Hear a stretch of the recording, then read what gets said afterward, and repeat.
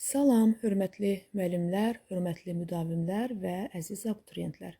Bugün izah edəcəyimiz mövzu götürük xaqanlıqlarıdır.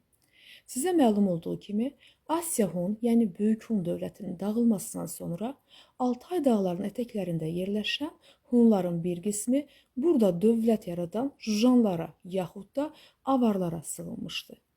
Göytürklər ya da Hunlar dəmirçiliklə məşğul olur, Avarlar üçün silah hazırlayırdılar.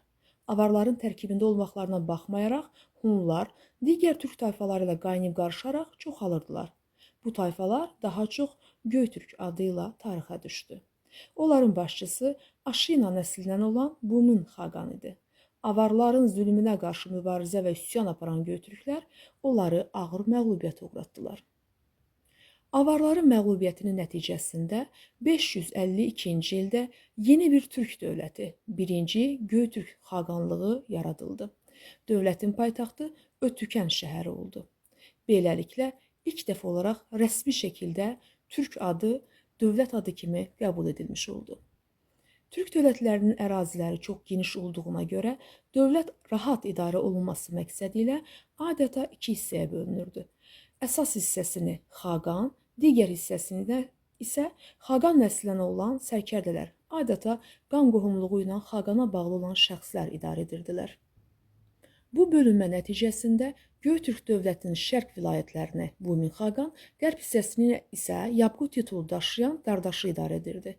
Yabqu dövlətdə xaqandan sonra ikinci şəxs hesab edilir və hakim sülaləyə mənsub olurdu. Yabqu qədim türk dilində yaxın mənasını verən yavuq sözündən yaranmışdır. Muğan xaqanın hakimiyyəti dövründə İstəmi xan dövlətin qərb vilayətlərini idarə edirdi.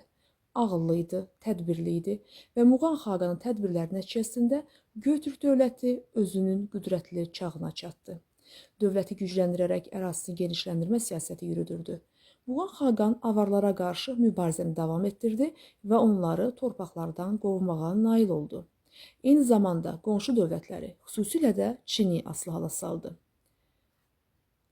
İstəmi xan isə Xəzərləri tabe etdikdən sonra Bizans üzərinə uğurlu hücum etdi, lakin daha sonra diplomatiya üstünlük verdi və münasibətləri nizama saldı.